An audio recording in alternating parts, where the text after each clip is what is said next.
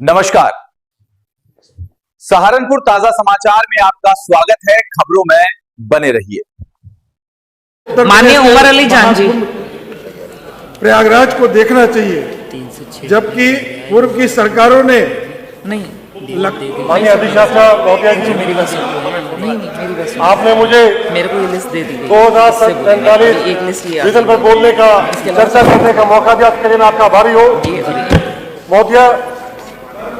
किसी भी प्रदेश जी, को धन्यवाद मजबूत करने के लिए या उसको आत्मनिर्भर करने के लिए सबसे पहले सड़क, बिजली, पानी, स्वास्थ्य, शिक्षा के ऊपर ध्यान देना चाहिए।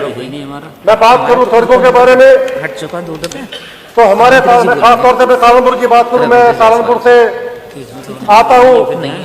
प्रदेश की 1 नंबर सीट है बेहट, 4 प्रदेशों से घिरी हुई है और 4 प्रदेशों का रोड के ऊपर वहां पे रश रहता है। रोज आना वहां पे बहुत एक्सीडेंट होते हैं। पिछली बार सत्र में मुझे बोल रहा था, मुझे मंत्री जी ने टोका था कि उसका पैसा मंजूर हो चुका। आज 5-6 महीने के बाद दोबारा मुझे बोलने का मौका मिल रहा है, लेकिन आज तक वो सड़क अधूरी की अधूरी पड़ी है। रोजाना में एक्सीडेंट होते हैं, रोजाना वहां मासूम बच्चों की वहां पे जान हो जाती है।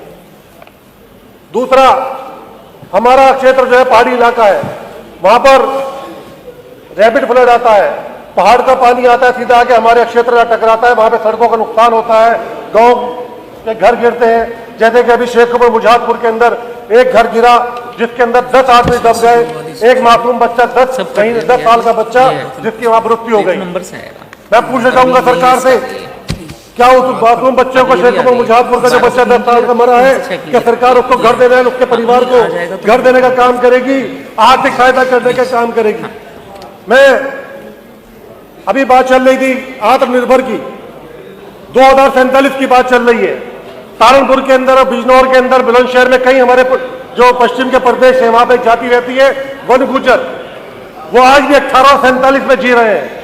मैं सरकार से विनती करूंगा कि एक डेलीगेशन बनाकर एक बार उनकी कंडीशन को देखा जाए, उनको देखा जाए कि वो कैसे अपनी जिंदगी गुजारते हैं।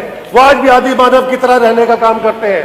मेरी सरकार से अपील है कि वन गुजरों को मुख्य धारा में जोड़ने के लिए सरकार उन पर ध्यान दे, उनको वहां पे जैसे कि रेनोवेशन, जैसे कि आप लोगों ने एलोकेट हुई है हिमाचल में और उत्तराखंड में जमीनें, ऐसे उत्तर प्रदेश सरकार भी उनको जमीनें दे। मान्यवर, मैं आपसे अपील करूंगा कि हमारा बाढ़ का क्षेत्र है, बहुत बाढ़ आती है, पहाड़ी पानी आता है, उसको स्टॉक करने के लिए मैंने पिछली बार भी मांग उठाई थी कि वहां पे डैम की सख्त आवश्यकता है। वहां पर पानी को स्टॉक करना चाहिए जिससे कि गर्मियों के अंदर सिंचाई के काम आता है।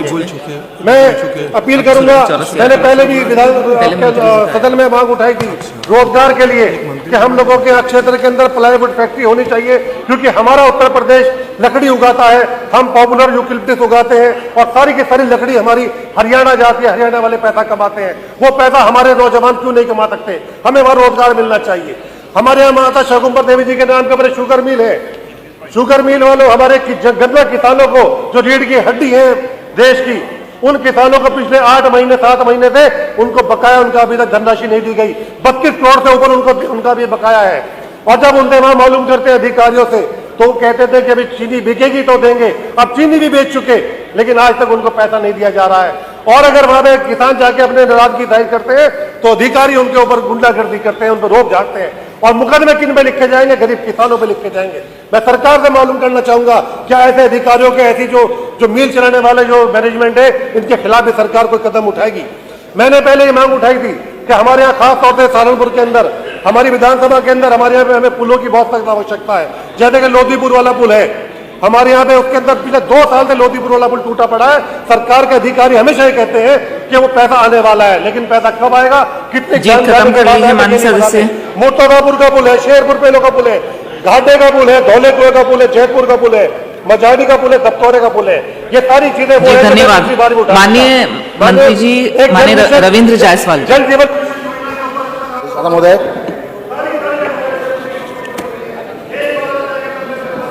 यह संत मंत्री जी, चलने वाली प्लीज आप लिख दीजिएगा, बाकी कमेंट्स में लिख दीजिएगा कि राजा